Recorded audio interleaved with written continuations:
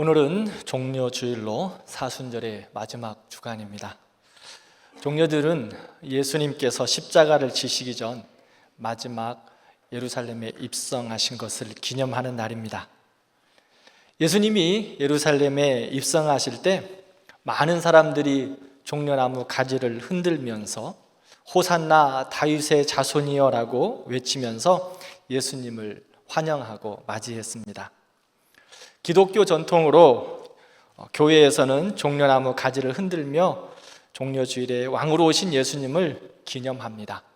오늘 우리 교회도 예배 후에 영아부와 유치부에서 종려나무 가지를 흔들며 예수님께서 우리의 왕으로 오심을 환영하는 시간을 또한 가지도록 하겠습니다. 그러면 왜 종려주일을 기억하며 기념해야 할까요? 예수님의 예루살렘의 입성은 십자가의 죽음과 부활로 이어지기 때문입니다. 종려주일부터 고난주간의 시작이지요. 그래서 종려주일을 기념하며 기억하는 것입니다.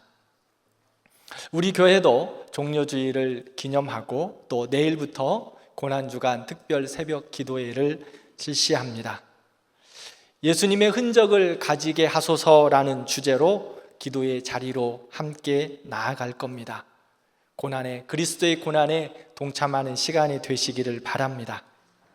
어디 있든지 무엇을 하든지 고난주간 특별 새벽 기도회 기억하며 기도의 자리에서 함께하는 우리 모든 성도들이 되기를 바랍니다. 출장을 떠나시든지 멀리 있어서 새벽에 일찍 교회에 오시지 못하는 성도라 할지라도 오늘 나가시면서 고난주간 특별 새벽 기도회 묵상집을 꼭 가지고 가셔서 유튜브로 5시에 여러분들 우리 교회에 들어오셔서 함께 기도의 자리에 동참하시기를 바랍니다. 그래서 고난주간 금식하며 기도하면서 또한 기도의 자리에서 주님의 고난에 함께 동참하고 기념하는 귀한 시간이 되기를 바랍니다. 바라기는 고난주간 특세 기간 동안에 우리 성도들 하루에 한 끼라도 금식하셨으면 좋겠습니다. 건강이 어려우셔서 금식하지 못하시는 분들은 어쩔 수 없겠지만 할 수만 있으면 모든 성도님들이 함께 하루에 한 끼라도 금식하시면서 그리스도의 고난에 함께 참여하고 기억하는 시간이 되었으면 좋겠습니다. 금식하는데 식사만 한 끼 안 먹는 것이 아니라 우리의 삶을 절제하고 또한 주님을 기억하고 묵상하는 시간을 가지는 거예요. 한 끼 식사를 준비를 안 하고 또 식사 안 하시고 또 뒤처리를 안 하시는 그 시간은 참 긴 시간입니다. 우리 어머니들 그러시죠? 한 끼 식사 준비 안 해도 하루가 얼마나 긴지 모릅니다. 그 시간 동안 금식하면서 그 시간 동안 그러면 시간이 많이 남으니까 유튜브 보고 TV 보고 또 자기가 즐거운 것 하는 것 그것이 아니라 금식은요 그리스도를 기억하고 묵상하고 기도하는 겁니다. 그렇지 않으면 금식이 아니라 궁식이 됩니다. 그래서 한 주간 그리스도를 기억하고 또한 고난을 함께 참여하는 마음으로 금식하면서 여러 가지 유튜브도 절제하고 TV도 절제하시고 할 수만 있으면 TV도 금식하시고 유튜브도 금식하시면서 또 한 끼 식사도 금식하시면서 그리스도의 고난에 동참하고 기억하고 기념하는 한 주간이 되기를 진심으로 바랍니다. 그래서 금식하는 그 비용들은 금식한 것은 또한 여러분들 다음 주에 그리고 특세 기간 동안 금식 헌금을 좀 하나님 앞에 드렸으면 좋겠어요. 매일매일 많은 금액은 아니지만 하나님 앞에 금식 헌금을 드려서 하나님께 영광이고 또한 그 금식 헌금은 산불 피해 지역과 교회에 그리고 어려움을 당한 그분들에게 사용하도록 하겠습니다. 그리고 또 필리핀 빈민 지역의 어린이들을 위한 식사 후원금으로 사용하려고 합니다. 여러분들 우리가 한 끼 금식하고 그 금식한 헌금이 많지는 않지만 하나님 나라를 위해서 쓰여지고 또 어려운 자들에게 그리스도의 사랑을 전하는 귀한 헌금이 저는 될 거라고 생각합니다.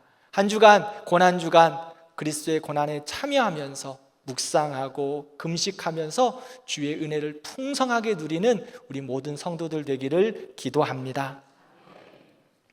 갈라디아서는 사도 바울이 갈라디아에게 보낸 편지입니다. 오늘 본문은 마지막 부분으로 바울이 큰 글씨로 마무리하면서 갈라디아 교회 성도들에게 전했다라고 성경은 말합니다. 왜 큰 글씨로 썼을까요? 잘 보이라고? 그렇습니다. 잘 보이라고, 그리고 마음에 간직하라고. 무엇을 간직하라고 큰 글씨로 썼을까요? 예수님의 복음, 십자가의 복음을 꼭 기억해라, 십자가의 복음을 간직해라, 이것이 가장 중요하다, 큰 글씨로 강조하면서 바울은 갈라디아 교회에 편지하고 있습니다. 바울이 세운 갈라디아 교회는 복음으로 시작했습니다. 그런데 유대교를 따르는 사람들로 인해 율법과 할례를 강조하는 잘못된 신앙이 갈라디아 교회에 퍼지기 시작했어요. 그런 갈라디아 교회에 바울은 단호하게 복음의 본질에 대해서, 십자가의 은혜에 대해서 말하고 있습니다. 복음은 율법적 행위가 아니라 오직 믿음으로 말미암아 구원을 받는 것이다. 너희들의 삶의 행위가 아니라, 할례가 문제가 아니라, 율법이 문제가 아니라 오직 믿음으로 구원을 받는다. 이 복음에 대해서 강조하여 힘주며 말하고 있습니다. 예수님을 믿는 신앙은 행위가 아닌 삶 속에서 드러나는 예수 그리스도의 삶, 예수 그리스도의 흔적이다 라고 말하고 있습니다. 오늘 말씀을 통해서 그리스도인들의 삶이 무엇인지, 어떻게 예수님의 흔적을 가지고 살아가야 하는 것인지 함께 살펴보며 은혜를 나누기 원합니다. 첫 번째, 예수님의 흔적은 겸손과 섬김의 삶이셨습니다. 13절을 보면 바울은 율법과 할례를 주장하며 보여지는 신앙의 모습을 추구하고 자랑하는 거짓 교사들과 그러한 유대인들을 비판하고 있습니다. 왜 그들을 비판할까요? 할례와 율법을 강조하면서 그들의 삶은 위선 덩어리였습니다. 가식이었기 때문입니다. 육체의 모양을 드러내는 할례는 있지만 그 안에 사랑이 없습니다. 율법도 지키지 않습니다. 종교적인 모습으로만 살아갑니다. 그것은 진정한 믿음의 삶이 아니라 너희의 육체를 자랑하는 것뿐이다라고 사도 바울은 그들에게 경고하고 있습니다. 그들은 자신의 종교적인 열심을 가지고 사람들에게 인정받으려고는 했지만 십자가를 진정 따르려는 삶은 없었습니다. 세상과 나는 간 곳 없고 오직 구속한 주만 드러나야 하는데, 주님은 간 곳 없고 오직 나만 드러나고 내 영광만 추구하는 삶이었다는 것입니다. 로마서 2장 말씀을 보면 할례는 마음에 할지니 영에 있다라고 말합니다. 하나님이 보시는 진정한 할례는 마음에 새겨지는 겁니다. 하나님이 보시는 진정한 그리스도인의 삶은 그리스도를 따라 살아가는 것입니다. 순종하는 것입니다. 그러므로 예수님의 흔적은 단순히 보여지는 것이 아니라, 종교적인 행위와 허울뿐만인 그런 모습이 아니라 마음과 삶 속에서 예수 그리스도의 삶과 행위가 드러나는 예수님의 흔적이 있어야 한다고 성경은 말씀하고 있습니다. 그러면 예수님의 흔적이 무엇입니까? 예수님께서 우리에게 가르치시고 우리에게 보여주신 예수님의 흔적이 무엇일까요? 빌립보서 2장 5절에서 8절 말씀을 함께 읽겠습니다. 너희 안에 이 마음을 품으라. 곧 그리스도 예수의 마음이니 그는 근본 하나님의 본체시나 하나님과 동등됨을 취할 것으로 여기지 아니하시고 오히려 자기를 비워 종의 형체를 가지사 사람들과 같이 되셨고 사람의 모양으로 나타나사 자기를 낮추시고 죽기까지 복종하셨으니 곧 십자가에 죽으심이라. 아멘. 너희 안에 이 마음을 품으라. 마음에 새기라 하고 말씀하셨는데 너희 안에 이 마음을 품으라. 어떤 마음을 품으라고 말씀하고 있습니까? 예수 그리스도의 흔적을 새기라고, 너희 안에 예수 그리스도의 마음을 가지라고, 그리고 그 마음 가운데 그리스도의 흔적을 가지고 살아가라고 말씀합니다. 그 예수 그리스도의 흔적이 무엇인가요? 하늘 영광 버리시고 낮아지신 겁니다. 겸손하여 어린 양과 같이 십자가를 지신 섬김이셨습니다. 순종하심이었습니다.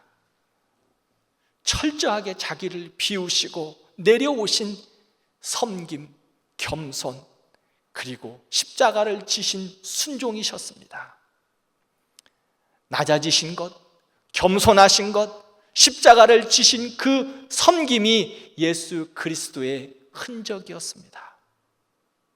그러므로 우리도 우리의 마음에 예수 그리스도의 흔적을 새겨야 합니다. 그러면 무엇을 새겨야 하나요? 예수님처럼 낮추고 겸손하고 십자가를 지고 주님을 따르는 순종으로 예수 그리스도의 흔적을 새기는 겁니다. 예수님의 겸손과 예수님의 순종, 예수님의 섬김의 흔적이 없으면 기독교로 포장한 종교인일 뿐입니다. 종교인은 될지 모르지만 예수 그리스도를 진정으로 섬기며 순종하고 따라가는 제자가 될 수 없습니다. 종교인은 될지 모르지만 십자가의 능력이 없는 신앙이 되는 겁니다. 그러므로 육체의 자랑을 일삼는 세상의 모습이 아니라, 허울좋은 자랑의 모습이 아니라 예수 그리스도의 흔적을 가지고 섬기고 나누고 베풀고 그리스도의 십자가를 지고 따라가는 귀한 우리의 모습이 있기를 진심으로 축원합니다. 두 번째로는 예수님의 흔적은 예수님만을 자랑하는 겁니다. 예수님만을 자랑하는 것, 이것이 바로 예수님께서 우리에게 남기신 흔적이에요. 바울은요, 자랑할 것이 참 많은 사람입니다. 빌립보서 3장에 보면 바울은 8일 만에 할례를 받고 이스라엘 족속이요 베냐민 지파요 히브리인 중에 히브리인이었다. 율법으로는 바리새인이요 의로운 자요 교회를 핍박하는 일에는 열심이었다고 말합니다. 우리는 이 중에 하나만 가지고도 좋을 것 같습니다. 그런데 바울은 신분으로나 학식으로나 지위로나 삶으로나 모든 것에 있어서 최고였습니다. 다 가지고 있었습니다. 사람들이 자랑스럽게 여길 수 있는 것, 그에게는 넘쳐났습니다.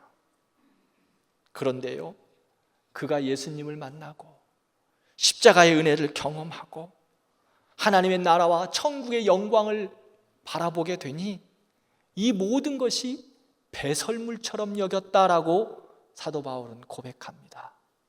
그렇게 자랑할 수 있고 그렇게 누릴 수 있고 그렇게 행복할 수 있었던 그 모든 것들이 배설물처럼 여겨졌다고 고백합니다. 예수님과 함께하니, 십자가의 은혜가 나에게 넘쳐나니 가장 가치 있고 고상하게 여겼던 그 모든 것들이 이제는 가치가 없어졌습니다. 그리고 예수 그리스도가 가장 고귀하고 가치 있는 분이 되셨습니다. 그래서 14절에 사도 바울은 이렇게 고백합니다. 우리 함께 읽을까요? 그러나 내게는 우리 주 예수 그리스도의 십자가 외에 결코 자랑할 것이 없으니 세상이 나에 대하여 십자가에 못 박히고 내가 또한 세상에 대하여 그러하리라. 아멘. 아멘. 사도 바울은 십자가 외에 아무것도 자랑할 것이 없다고 말합니다. 그렇게 자랑할 것이 많았던 사람이 이제는 다 배설물처럼 여기고 십자가만 자랑하겠다. 그것이 바로 사도 바울이 말한 예수 그리스도의 흔적이었습니다. 현재 우리가 살아가고 있는 시대는 이슬람과 공산권 지역을 제외하고 십자가를 말하고 자랑하는 것은 크게 어렵지 않습니다. 지금은 예수를 믿든 믿지 않든 또한 십자가의 상징물을 많이 가지고 계십니다. 또 여성분들은 예수를 안 믿어도 왜 이렇게 십자가 목걸이는 잘 하고 가시는지 모르겠어요. 좋은 상징물이 되었습니다. 그런데 바울 시대의 십자가는 그 십자가는 좋은 상징물이 아니었습니다. 혐오하는 것이었습니다. 왜 그랬지요? 가장 흉악한 범죄자들이 처형하는 사형 방법이었기 때문에 그 십자가는 사형틀이었어요.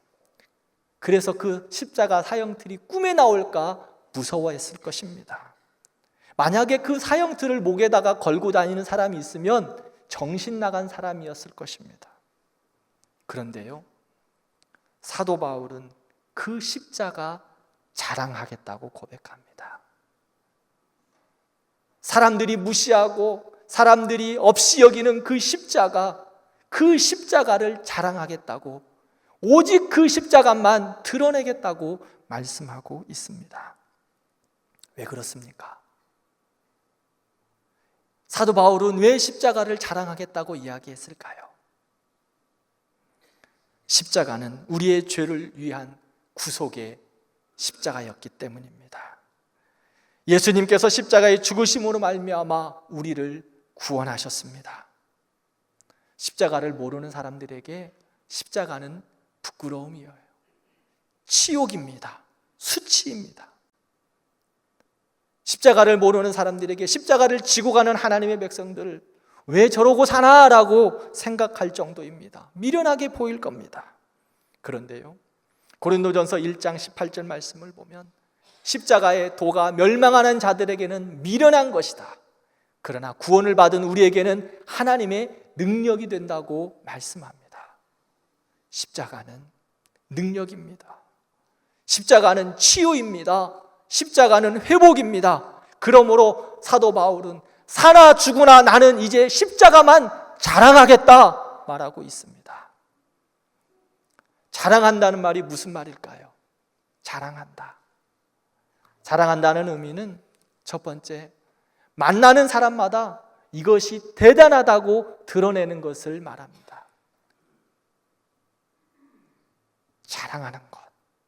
만나는 사람 누구에게든지 야, 이거 대단한 거야 하고 밝히 드러내는 것이 자랑이라고 말합니다.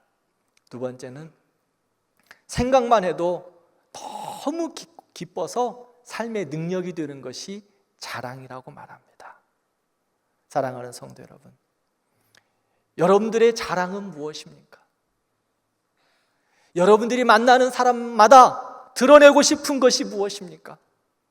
생각만 해도 너무 기분 좋고 삶의 능력이 있고 회복이 있고 삶의 은혜가 되는 것이 무엇입니까?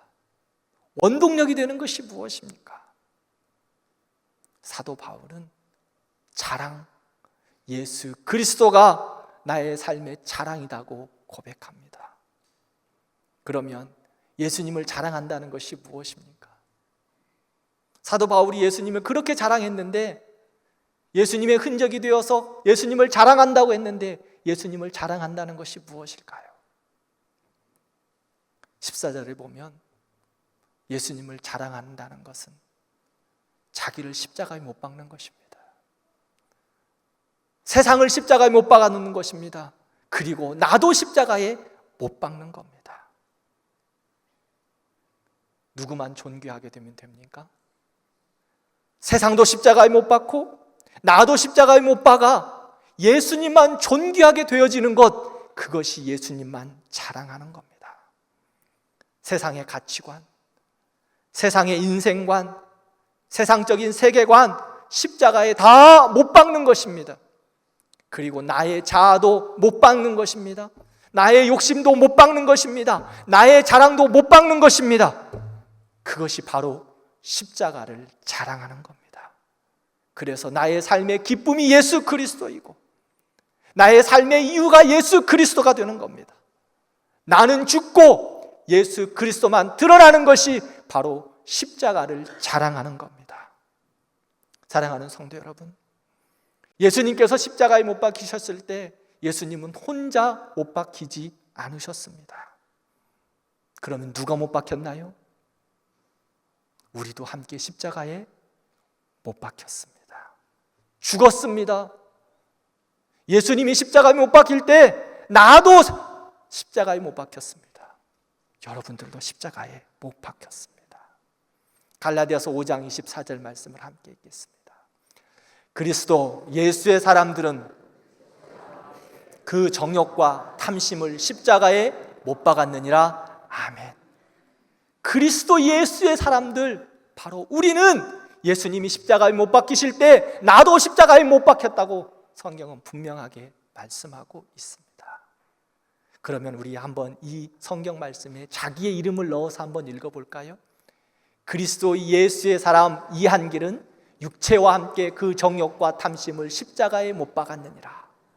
자기 이름이라는 그곳에 자기 이름을 넣어주세요. 우리 같이 한번 시작. 그리스도 예수의 사람 이한길은 육체와 함께 그 정욕과 탐심을 십자가에 못 박았느니라. 아멘. 그렇습니다. 우리는 십자가에 못 박았습니다. 그러므로 우리는 없습니다. 나는 죽었습니다. 내 자아는 죽어졌습니다. 드러날 수가 없습니다.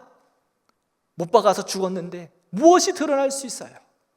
우리에게 드러나는 것은 오직 예수 그리스도입니다. 드러나는 것, 자랑하는 것입니다. 보여지는 것은 예수 그리스도. 우리 안에서 삶의 이유는 예수 그리스도. 그것이 바로 예수님의 흔적입니다. 우리가 자랑하는 그것이 바로 예수 그리스도의 흔적이 되어 우리의 삶의 이유가 되는 것입니다. 사랑하는 성도 여러분, 죽은 나를 자랑하고 드러내는 것은 예수님의 흔적이 아닙니다. 내가 나를 자랑하는 것, 예수님의 흔적이 아닙니다. 우리의 구원자 되신 예수 그리스도를 드러내고 예수 그리스도를 자랑하는 것, 그것이 바로 예수 그리스도의 흔적입니다. 사랑하는 성도 여러분, 우리 안에 예수 그리스도만이 드러나기를 진심으로 축원합니다. 나는 죽고 예수 그리스도만 존귀하게 되기를 진심으로 간구합니다. 그것이 바로 우리의 신앙 고백입니다. 예수를 자랑하는 것, 그것이 바로 예수 그리스도의 흔적이 나에게 있는 것입니다. 요한복음 19장을 보면 아리마대 요셉이 나옵니다. 아리마대 요셉은 예수님께서 십자가에 돌아가신 후 빌라도에게 예수님의 시체를 달라 하여 자신이 죽으면 장사될 무덤에 예수님을 장사했습니다. 아리마대 요셉, 사도 바울과 같이 대단한 사람이었습니다. 산헤드린 공회원이었습니다. 지금으로 말하면 정치적, 경제적, 사회적, 종교적 모든 것에 탁월한 사람이었습니다. 더 이상 말을 할 수 없는 훌륭한 사람이었어요. 그런데요, 그가 예수 그리스도를 안다고 이야기하면 잃어버릴 게 너무 많은 사람이었어요. 그러기에 예수 그리스도의 십자가를 말하지 않습니다. 알고는 있었는데 말하지 않는 거예요. 그런데 아리마대 요셉이 예수 그리스도의 십자가의 죽으심을 보고 예수 그리스도의 십자가가 자기의 못 박힌 그 사건인 것을 깨닫고 나서 그는 사람이 달라졌어요. 예수님을 자랑하게 되는 거예요. 예수님이 십자가에 못 박혀 주신 그 현장 가운데 아리마대 요셉은 자기를 십자가에 이제 못 박은 거예요. 그래서 두렵지가 않아요. 자기 것을 모두 다 포기해버려도, 다 잃어버려도 두렵지 않아요. 그래서 빌라도에게 가서 예수님의 시체를 달라고 합니다. 죽음을 무릅쓰고 예수 그리스도를 드러내는 거예요. 자기 안에 있는 예수 그리스도의 흔적을 보여주는 거예요. 자랑하고 있습니다. 예수님의 시체를 달라. 마음껏 예수님을 자랑하고 있습니다. 사랑하는 성도 여러분, 우리도 아리마대 요셉처럼 예수님이 십자가에 못 박힌 것을 본 사람입니다. 그리고 우리도 예수 그리스도의 십자가에 나의 모든 것을 못 박은 그리스도의 제자들입니다. 그렇다면 우리 안에 예수 그리스도의 흔적이 있습니다. 그 흔적을 어떻게 해야 될까요? 자랑하는 겁니다. 예수님만이 나의 구원자다. 예수님만이 세상의 소망이다. 예수님만이 치유자다. 예수님만이 우리의 모든 삶의 이유가 되신다. 나는 죽고 예수님만 이제 존귀하게 여기면 된다. 예수님만 드러내는 겁니다. 그것이 바로 예수 그리스도의 흔적을 가지고 예수 그리스도를 자랑하는 겁니다. 사랑하는 성도 여러분, 우리의 삶에 예수 그리스도가 날마다 자랑되기를 바랍니다. 예수 그리스도의 흔적이 우리 안에서 날마다 드러나는 귀한 은혜가 우리 모든 성도들의 있기를 진심으로 축원합니다.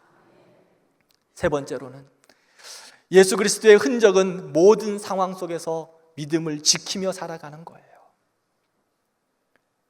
예수님의 흔적은 나의 삶 속에서 예수 그리스도의 삶을 살아내는 겁니다.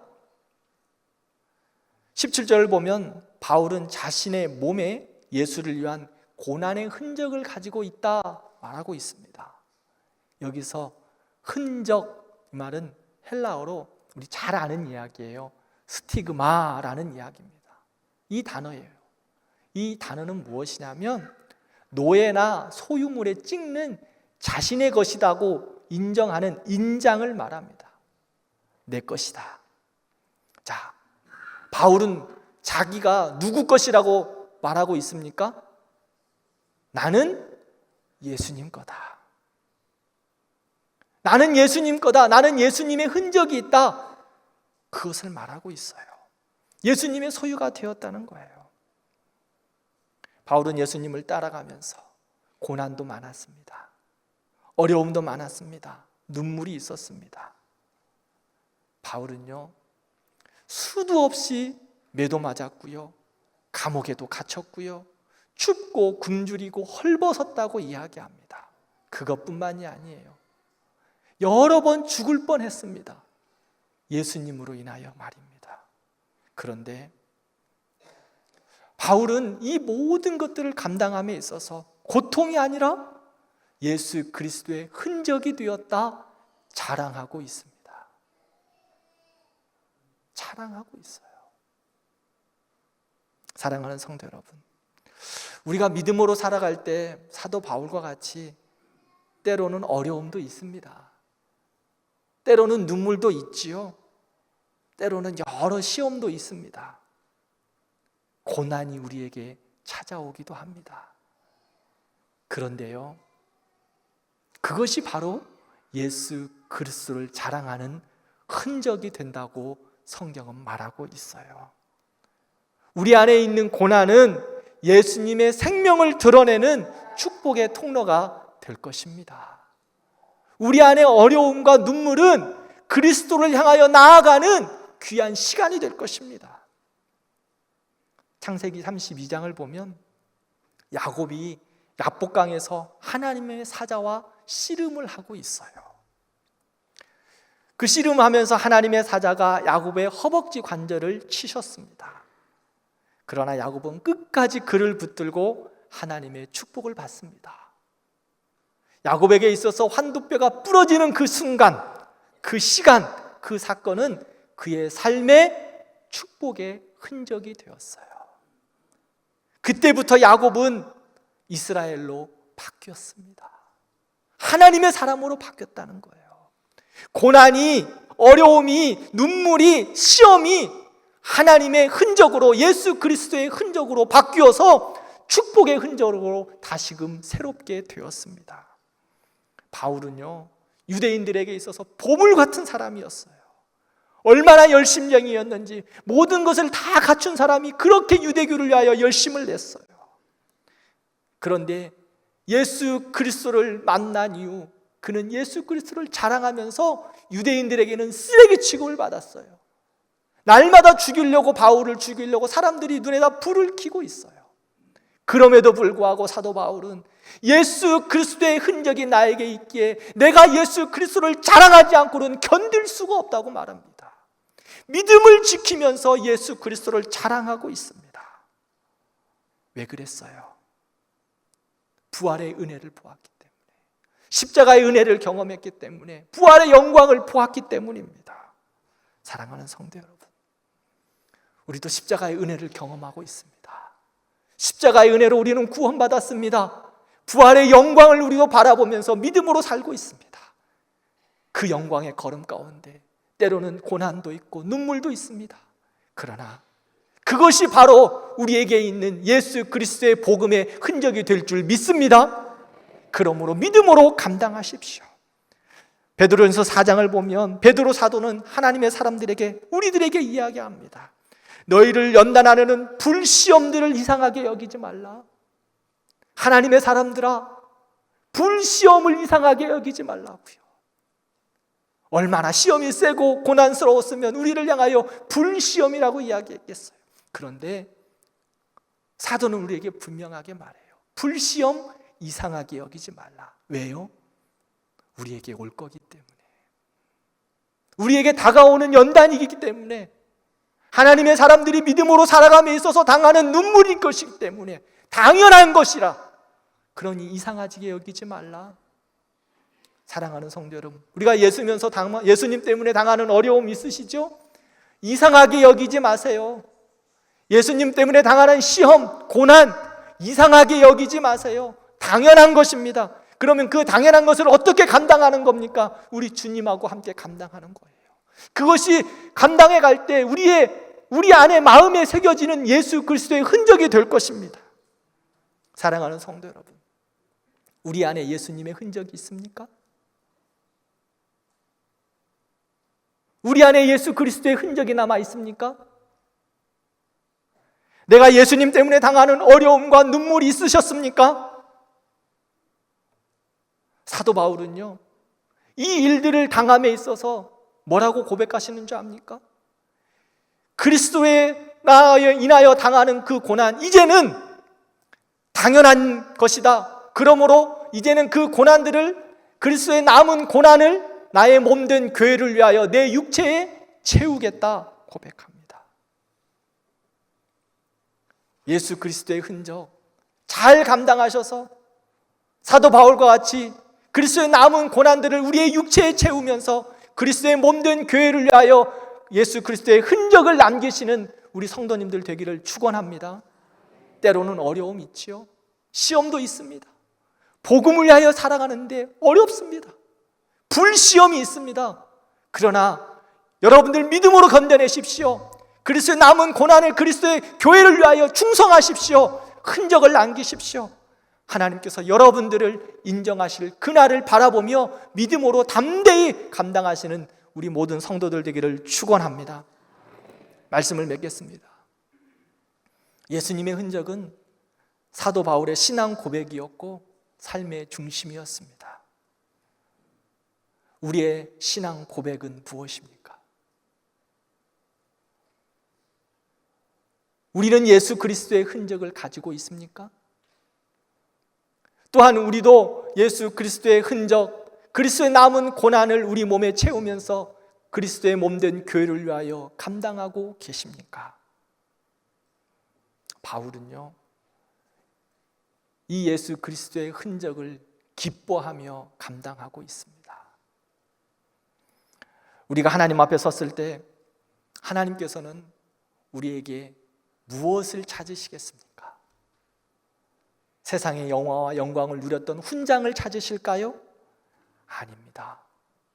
너희 안에 있는 예수 그리스도의 흔적을 찾으실 겁니다. 우리 안에 있는 예수 그리스도의 흔적을 찾으실 거예요. 그 흔적은 영원합니다.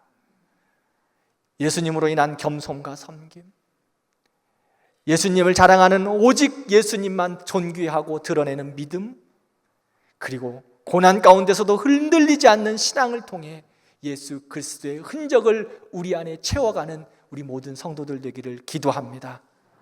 그래서 주님 앞에 섰을 때 주님, 나에게 예수 그리스도의 흔적이 있습니다.